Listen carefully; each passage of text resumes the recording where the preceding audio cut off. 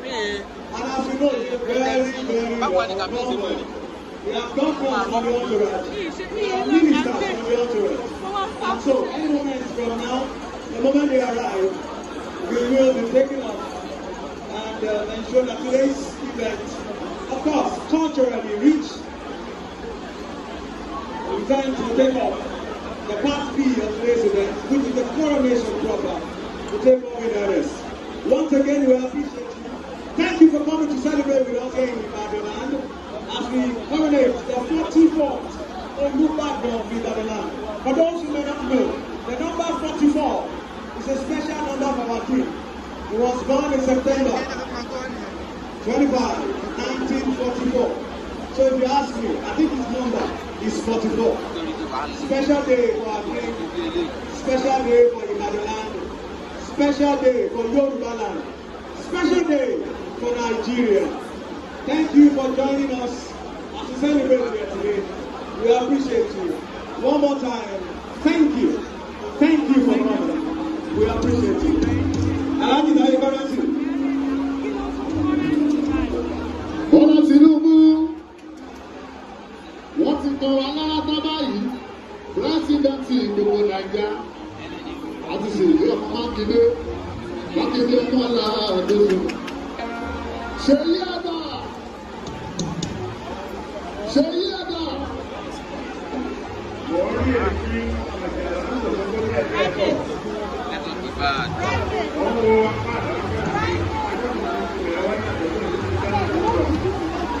Ṣèyí ẹ̀dá!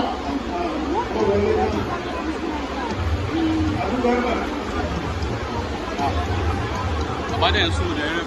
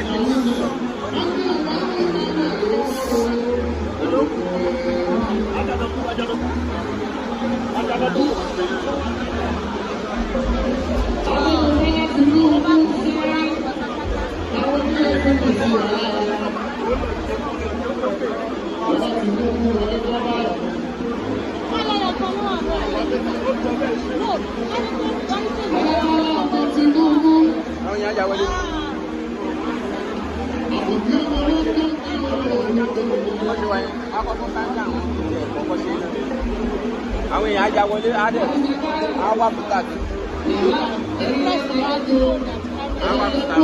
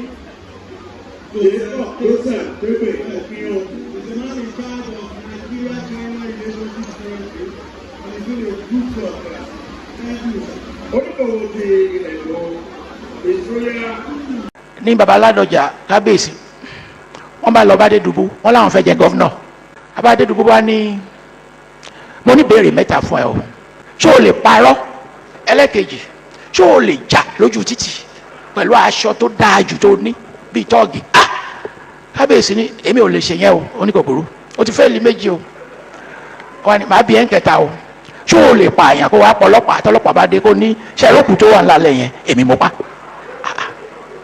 ó lóun lè ṣe yẹn bàbá Adédùbú wá ní o ò tí ì ṣetán láti jẹ gọ́fúnà Adédùbú lọ sọ́jà ó má di ẹ̀bọ̀ wálé kó gbé kó jí bẹ́ẹ̀ ni ó rà á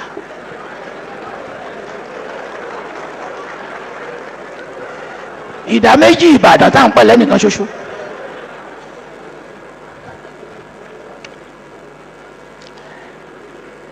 nítorí pé kábíyèsí ò sí ń bí ẹ jẹ́ kí n gbá fàbù fún wọn náà ẹ jẹ́ n gbá fàbù tiwọn tí wọ́n bá wà ń bí ẹnu mi ò ní gbọ́rọ̀ o bọ́ wọ́n á ti sọ̀rọ̀ wọ́n ti láwọn wà ń pè bí ẹ máa gbọ́ o ẹ jẹ́ n gbá fàbù kábíyèsí fún yín mo ní fàbù bíi mẹ́rin fún wọn báyọ̀ kan máa fún yín tẹ́ bá gbọ́ ẹgbọ́ mẹ́ta yòókù ẹ pè mí sí kọ̀rọ̀ àṣìpa ẹ pè mí sí kọ̀rọ̀ ẹ jẹ́ wá lé yín kí n wá gbá fàbù Ládọjà fún yín ní baba Ládọjà kábíyèsí wọ́n bá lọ bá Adédùbú wọ́n láwọn fẹ́ jẹ gọ́fúnà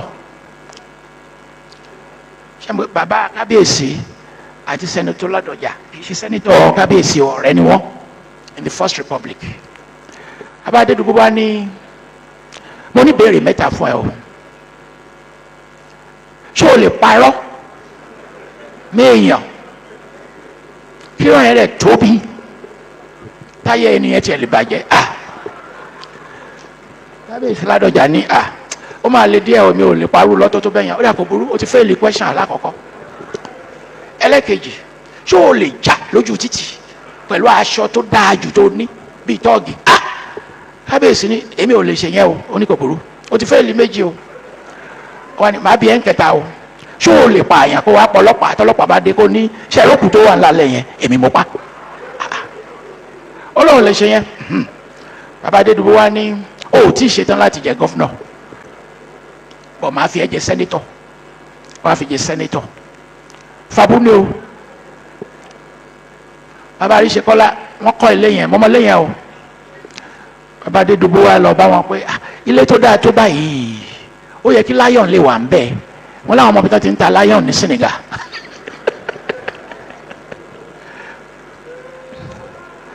Wọ́n ní wàá lọ mú owó lion yẹn wá ni o.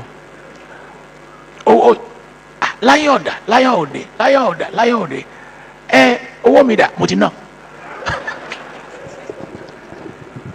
Ṣé rí nínú chapter yẹn you are going to enjoy it so much. Akínwùmí Ìṣọ̀lá inú hall náà láti ṣòkú wọn o nígbà àwọn kú tá a ṣe pati kọ́nà ń bẹ̀ yẹn ni mo jókòó sí lọ́jọ́ yẹn. Wọ́n máa ń gbá Fàbú gan tó pọ̀. Nítorí wá ṣẹlẹ̀ ni pé àwọn èèyàn tí ò mọ̀ ń pa Ìbàdàn wọ́n á rò pé irọ́ ni Fàbú yẹn, irọ́ yàtọ̀ sí Fàbú. Ṣé ẹ ráwa tá à ń gbá Fàbú fúnra wa àpárọ̀ fúnra wa bọ̀ wá ti mọ̀ pé Fàbú là ń gbá.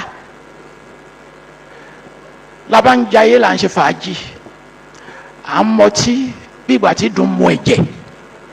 Fàbú tèmi ni mo fẹ́ gbé fún yín yìí o, Fàbú tèmi nìyẹn o. Lọkùnrin yẹn bá dé kí ló dé olóhùn àtìyàwó ń jà ká fún mọ̀ràn jókòó ẹ bá ń gbé pẹpẹ súpù fún ó mú báwa ṣe ń mọ̀gò kan ló náà mú kó lówó lọ́wọ́ o ṣùgbọ́n níbàdàn ni àwa alágbádá ńlé o bóde bá ti ya ẹ̀kẹ́ sí a àwọn òlò lọ́wọ́ ṣùgbọ́n ẹ̀kẹ́ sí a bá a ṣe mọ tíyẹn náà ló náà mú ló mú ńgbàlẹ̀ wá ṣù àwa sọ fún pé ọ̀rẹ́ wa kan ló máa ń bá àwọn èèyàn parí ìjà látọkọ àti ìyàwó tán bá ń jà pé alátiṣe lórúkọ ẹ̀. Lẹ́yìn ìgò márùn-ún wọ́n ní Mr. Alátiṣe yín dà tó fẹ́ bá àwọn àtìyàwó parí ìjà wa sọ fún pé alátiṣe ní mà ti ṣe ààrẹ o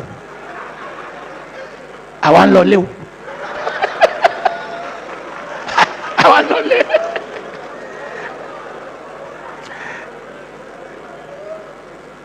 Ṣé rí Fàbú yẹn kì í ṣe wípé àwa méjèèjì tá a jọ ń gbà kì í ṣe wípé a fi ń parọ́ ṣùgbọ́n tẹ́ bá ti gbé àlejò sí òun á rò pé irọ́ lẹ̀ ń pa ni torí gbà míì wọn ò mọ bí a ṣe ń sọ̀rọ̀ àti bí a ṣe ń jù síra wa àti bí a ṣe ń fi àwàdà sọ nǹkan ńlá. Nígbà tí mo kọ mẹ́mọ́à mi ara àwọn ọba Ìbàdàn tí mo fẹ́ràn jù tí mo fẹ́ràn gan lọ́ba ń Ṣàníkẹ́.